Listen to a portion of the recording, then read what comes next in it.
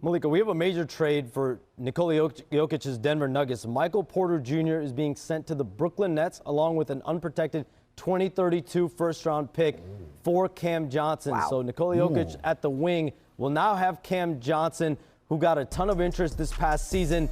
The Nets had multiple offers for first-round pick for Cam Johnson. They trade him to the Nuggets now, and Michael Porter Jr. now goes back to Brooklyn with an unprotected. Yo, what's good, YouTube? It's your boy AJ. I'm here with Rage and Cypher. Make sure you guys hit that like button, subscribe, follow us on Instagram. That's Kingdom1. All our Twitters are scrolling at the bottom. And also check out our playlist. We got the NBA Draft Prospect playlist, so you can see all your latest prospects. So we're here to talk about, finally, the CJ trade. Cam Johnson, a.k.a. Scam Johnson, is off our team. Nets fans have been waiting for so long for Cam Johnson.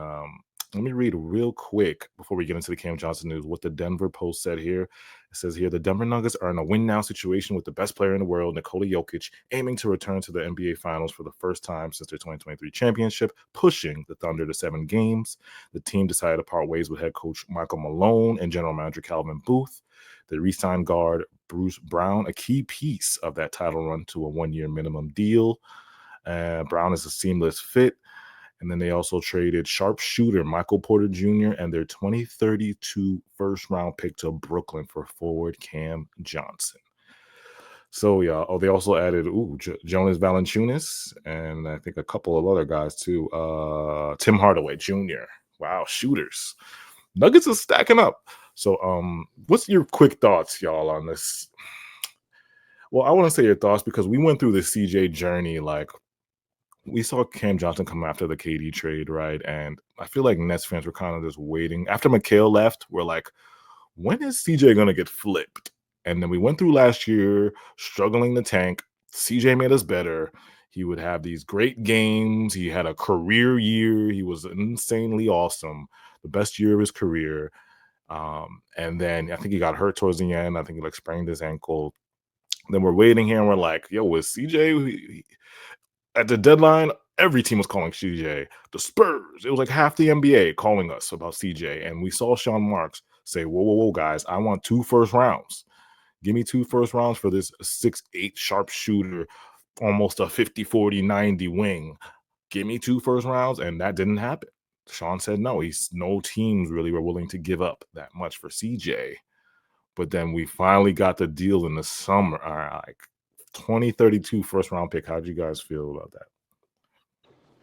Well, at first I was just kind of like shocked because I don't know what it was. Like it was just like you talked about it. We were just kind of waiting for CJ to get dealt, and it just felt like it was never gonna come, but it did.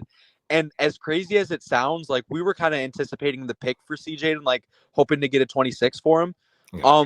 It actually was more of the player that I feel like I was like more like kind of shocked about. Not even the pick. Like I wasn't even like really like the pick is still like pretty enticing. Like it's, you know, what, 6 years into the future, like 7 years, yeah, something like that. Like 7 6, years 7 in the future. years, something like that. It's a while, so it could be pretty good. But obviously, it's a long time. Like we're scouting 7th graders. Like let's hope Jimmy can be tough. But you know, like Michael Porter Jr. into this team will be very interesting because it's like, you know, you're not necessarily getting too much worse with a Michael Porter Jr. because, you know, he's still giving you like, you know, pretty solid efficiency. But like, you know, CJ, I don't know, it's just, you know, it fits into more of like a system better. It was just kind of a crazy trade. Ultimately, we got a Michael Porter Jr. in a first in what 6-7 years. This pretty interesting. Go ahead, Saif. Yeah, I mean, I was shocked like that he got traded because we know Marks like has a really high asking price for these guys. Like he has either let these guys walk in free agency, or he's like waited until like the deadline where they have like a couple months left on their contract and they trade them for seconds. We saw it with Seth Curry. We saw it with Joe Harris. We saw it with Royce O'Neal. We saw it with DFS and Schroeder. So the fact that this is like really good for Marks. Like this is something that he's rarely done before, where it appears like he lowered the price and actually got like fair value for Cam Johnson, because if those rumors were true that he was asking for 2 at the deadline and he was just saying no, he was never going to trade Cam Johnson. no team was going to give up 2 firsts for Cam Johnson realistically. I'm gonna be that guy here because like I thought CJ was worth more than this. In my opinion, he's worth more than this. And everybody, we saw the Desmond Bain, and I'm not comparing Desmond Bain to CJ. I'm not comparing Desmond Bain to CJ, but we saw the Desmond Bain trade, and you look at those stats compared to Desmond and CJ, and they're very close. I'm not gonna say obviously Desmond Bain is better than him, but they're very close. And also, it's like with the reason why, like at first, I was kind of upset at this trade because, first of all, Michael Porter Jr. is making $38 million this year and then 40 next year. I know it's expiring next year, but it's like we're in essence taking a dump from the Nuggets because the Nuggets didn't want this contract. They didn't, even though Michael Porter was a key kind of core piece, they didn't want that contract, so they dumped it to us. But they only gave us 1 pick, so I was expecting a little bit more compensation for CJ. Am I wrong for thinking that though? No, you're not. Yeah, I mean, no, look, I feel the same way. Yeah. I think that's a fair like metric to use as like Yeah. leverage, but at the end, it's hard. I think Bain could be like a theoretical all-star for the Yeah. Magic this year because of how light like the East is, Mhm. and we've seen a season where Bain has averaged like 24 points per game. Yeah. So I think there is some difference there, and look, the defensive impact that Bain has is just better than CJ's. It is way better. Yeah, and Bain can also kind of maybe even be a playmaker for them. So it's just a little bit like Yeah, there's just better definitely a passer little bit more too. value there. But like you said, like stats are fairly al- comparable, and it's just It's both very these close. pillars I'm on not it. saying, yeah, like I said, Bain's obviously better than him, but it's very close. And the reason why, like I said, at first I was upset. Now I'm just like, it's whatever. I'm upset because my dream trade for CJ was at least get a recent pick, at least a 2026 or 2027. And I'd rather, instead of Michael Porter, get like 3 young prospects or 2, whatever the matches is, 2 young prospects. I'd rather do that than get a Michael Porter that might, on a good day, he might ruin our tank. And on a good day, he might ruin our tank. Michael I Porter's think still solid. He's still a solid player. Everybody's saying he's trash. Da, da, da, da, da. He's still good. He's still a good shooter. Yeah. I think here's the thing that we got to also think about. Mhm. I think everyone universally agreed that the Magic overpaid. Yeah.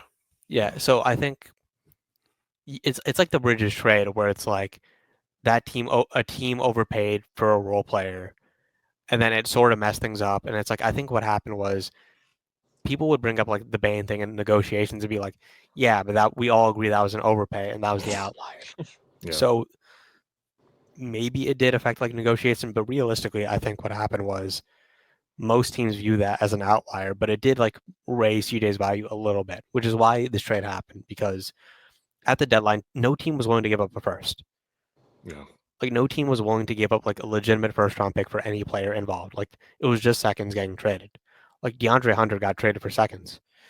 So I think it was like rumored that the Spurs wanted, but they was going to give us a protected first. Like most of these teams are not going to give us. Like I said, we got an unprotected in this pick, but you're right. It was mostly protections on these picks that we were going to get. I think with this trade, it's like okay, you absorb that money, Michael Porter Jr. And you get a 2032 unprotected first, which is the Denver first, which I think Jokic is going to be 35 by then if he's still on the team. Yeah. So it's like that is a very like high value first round pick, which either if we're using it then that's great.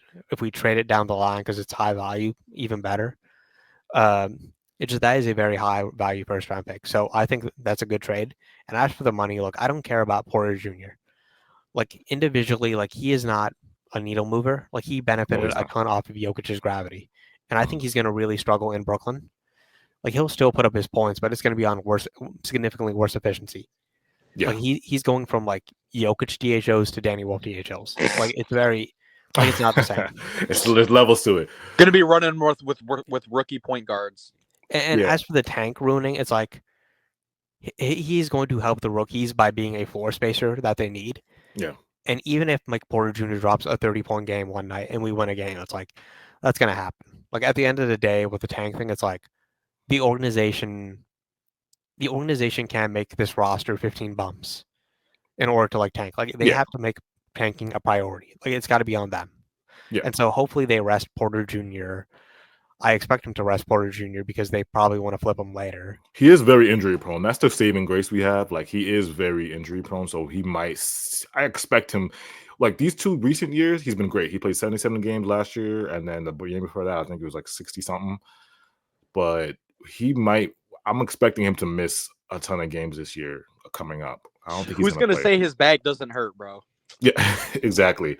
Well, So now, I don't think I think he's willing to play through injuries and like power through it, but it's like I don't think he'll do it for a tanking team. oh yeah, he's not going to do it for the Nets. For the Nuggets, Yes. he was playing out there with one shoulder in Game 7 or Game 6, whatever it was. Yeah. I think what's Yeah. going to happen is that the Nets and it's going to be similar to the Bojan thing, where it's like, hey, we'll play you some games, but we're going to rest you like a lot. Yeah. I want to break down now. We'll break down the actual player for player. Because Nuggets fans are going to obviously watch this now. Cam Johnson. We'll start with CJ first. 18 points, 4 rebounds, 3 assists, 47 points for the field, 39 from 3, and 57 games. I will say, player for player. At first, I was like, "Is Michael Porter Jr. better?" But then I really thought about it, and I really looked at film, and I'm like, "No, CJ's better," because for some reason this year, CJ did take a slight leap of his creation. His playmaking was a lot better. You see it raised to 3.4. Off the dribble, I think Cam Johnson he just became a lot better at off the dribble. Before, when we saw Cam Johnson on the Suns, it was more catch and shoot, coming off screens, movement, catch and shoot.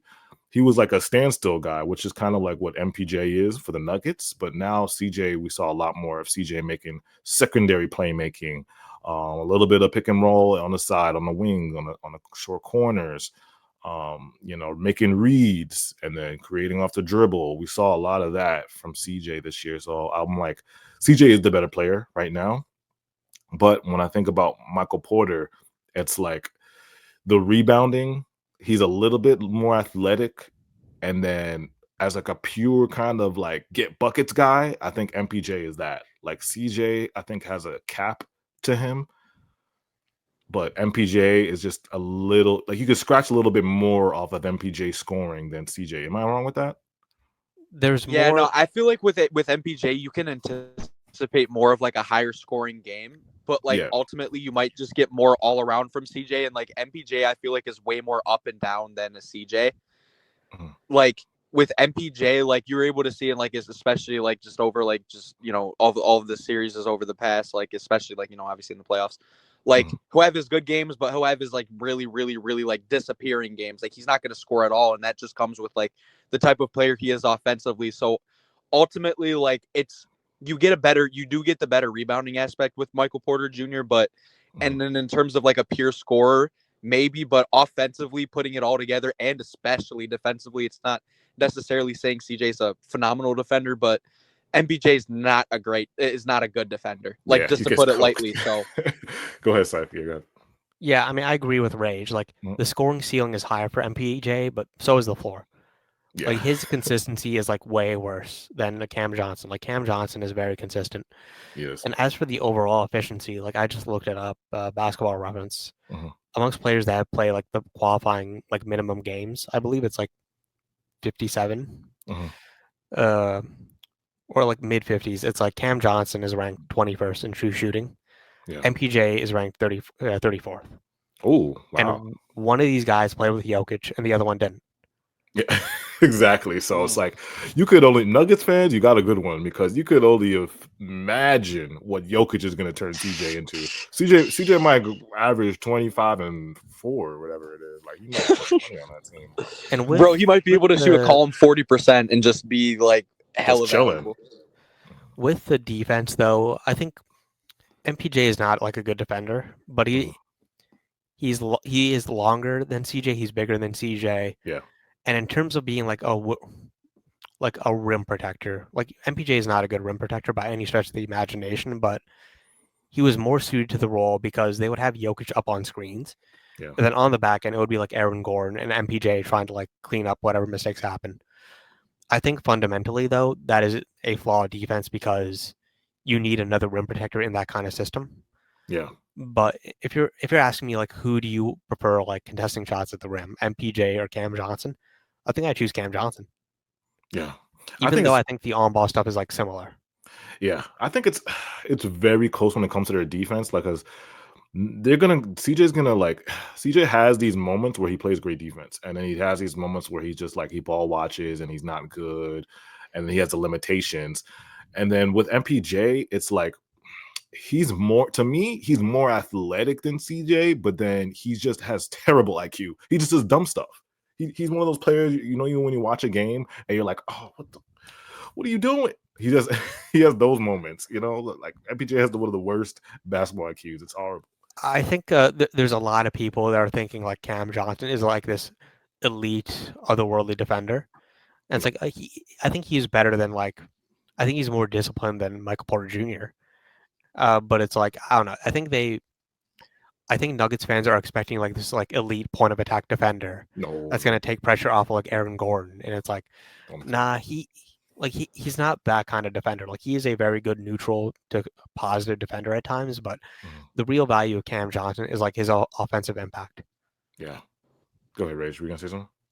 Yeah, no, I mean, truthfully, like exactly what like Sife said, like you're gonna have that value at the floor in terms of floor spacing. Like, definitely don't expect it to be much better any like time defensively. You might have like Yeah. you'll have some moments where you notice like in terms of like obviously an effort standpoint, him just being able to play good defense. Like there's no putting that past him. But like ultimately too, it's like like y'all just described, like CJ's gonna have those ball watching moments, and Nuggets fans are Yeah. gonna have a few moments where they don't like his defense, but Oh, yeah. ultimately it's it's a floor spacer at the end of the day. Like you get probably a higher impact guy at the offensive level, and you just signed Bruce Brown, so it's probably what you want at that point.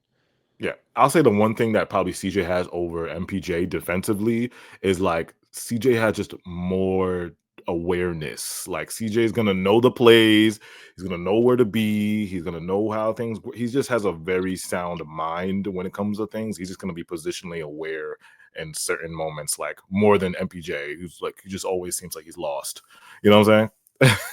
So that's probably why. No, the you can't. frustration- You can at least expect a little less like low IQ moments from CJ than like MPJ. Because like you Yes, said, that's you get those and it's you get those Russ JaVale McGee type moments with him yeah, defensively. So exactly. And it's not like we're, breaking, it's not like a huge difference, but it's like it still matters in those moments, in those playoff moments, it matters. And I think that's why the Nuggets hit the button. And they, like I said, they've had a great, great offseason. I put them top 3 in my list for offseason winners. They're definitely top 3.